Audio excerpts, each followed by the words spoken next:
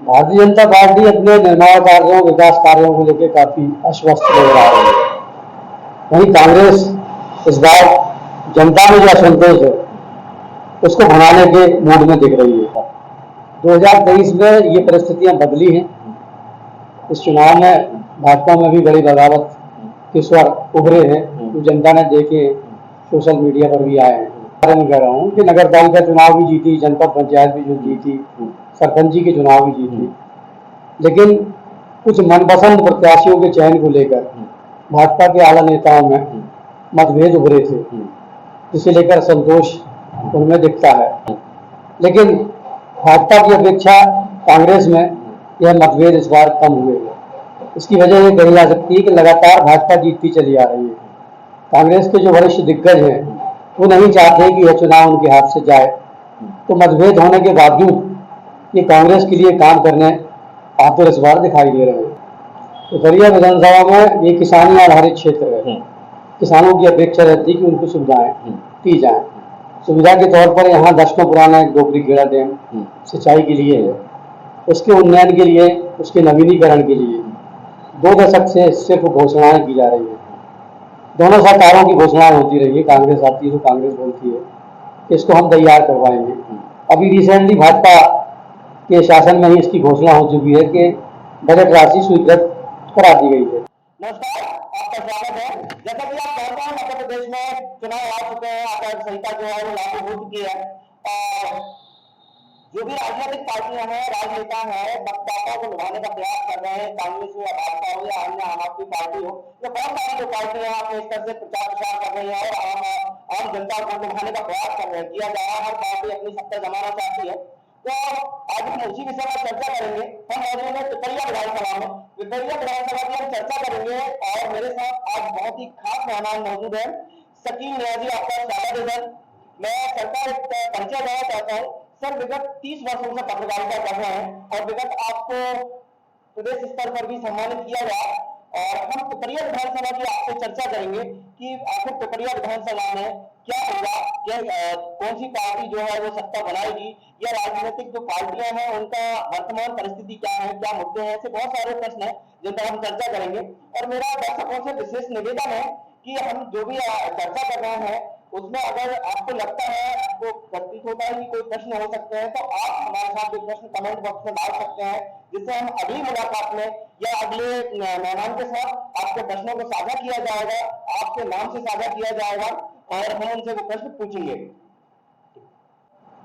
Sir, मैं पुनः आपका स्वागत करता हूँ। जैसे कि हम जानते हैं कि पिपरिया में जो राजनीतिक पार्टियां हैं वे अपने स्तर से काम कर रही हैं, कांग्रेस हो या भाजपा हो, दोनों पार्टियां अपने स्तर से काम कर रही है। तो मेरा एक छोटा सा पहला प्रश्न आपसे यही होगा कि हम सबसे पहले कांग्रेस की यदि बात करें तो कांग्रेस की पृष्ठभूमि पिपरिया विधानसभा में क्या हो सकती है? कांग्रेस की पृष्ठभूमि पिपरिया विधानसभा में बहुत पुरानी है। मूलतः कांग्रेस ही रही विधानसभा, लेकिन 2008 से जो बदलाव हुआ तो भाजपा सीट पर लगातार काबिज होती चली आ रही है। भाजपा अपनी नीतियों और सर्वहारा वर्ग से जुड़ी रहने के कारण यहाँ सत्ता पर काबिज है, जबकि कांग्रेस में संगठनात्मक रूप से कुछ मतभेद होने के कारण वे पिछड़ते रहे। अच्छा, जैसा आपने बताया कि मतभेद होने के कारण, तो यही अब दूसरी तरफ मैं भाजपा की तरफ जाता हूँ, तो भाजपा की पृष्ठभूमि क्या लगती है आपको यहाँ पर? 2023 में ये परिस्थितियां बदली हैं। इस चुनाव में भाजपा में भी बड़ी बगावत के स्वर उभरे हैं जो जनता ने देखे, सोशल मीडिया पर भी आए हैं। टिकट के बदलाव को लेकर यहाँ कुछ घमासान मचा है, लेकिन वर्तमान विधायक आश्वस्त हैं कि इनको मना लिया जाएगा। अब ये मना पाते या नहीं यह अभी भविष्य के गर्त में है।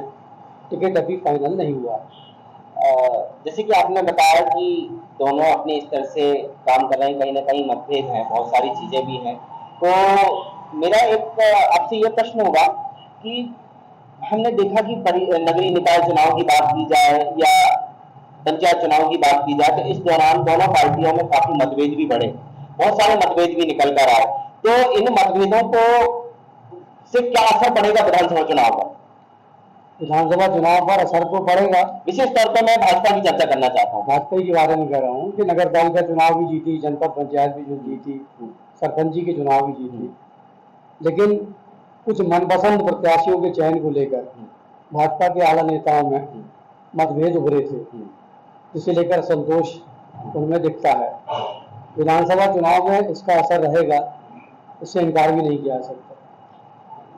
अच्छा, हम दूसरी तरफ कांग्रेस की अगर बात करें तो कांग्रेस में भी हम देख रहे हैं कि काफी मतभेद रहते हैं, क्योंकि कहीं ना कहीं संगठन कांग्रेस का जो है वो कमजोर प्रतीत दिखाई भी देता है।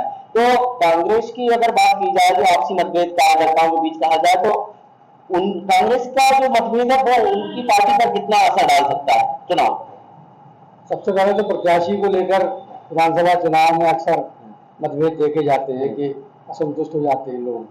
इस चुनाव में भी उसका पुट है, लेकिन भाजपा की अपेक्षा कांग्रेस में यह मतभेद इस बार कम हुए हैं। इसकी वजह ये कही जा सकती है कि लगातार भाजपा जीतती चली आ रही है।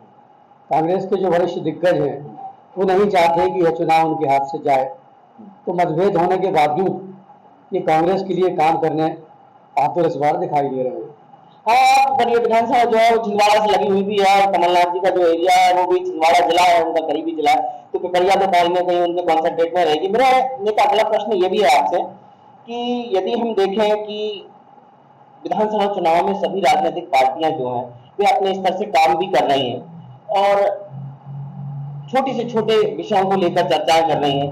हम देखते हैं प्रादेशिक मुद्दों को लाया जाता है, केंद्रीय मुद्दों को लाया जाता है, राष्ट्रीय मुद्दों को लेकर विधानसभा चुनाव में उतर जाते हैं कैंडिडेट जो हैं, जो दावेदार जो है प्रत्याशी है, वो प्रादेशिक मुद्दों और राष्ट्रीय मुद्दों को लेकर मैदान में उतरते हैं, उन मुद्दों को लेकर जनता से चुनाव मतलब जो है वोट मांगते हैं।